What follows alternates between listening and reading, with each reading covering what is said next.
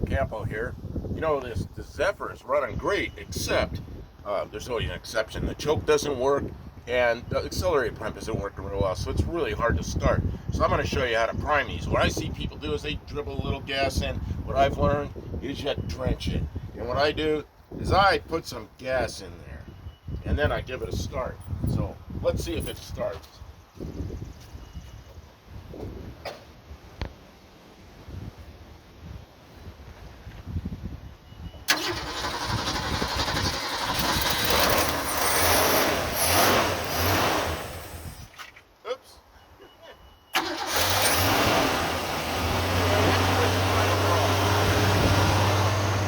That's the way you prime a car.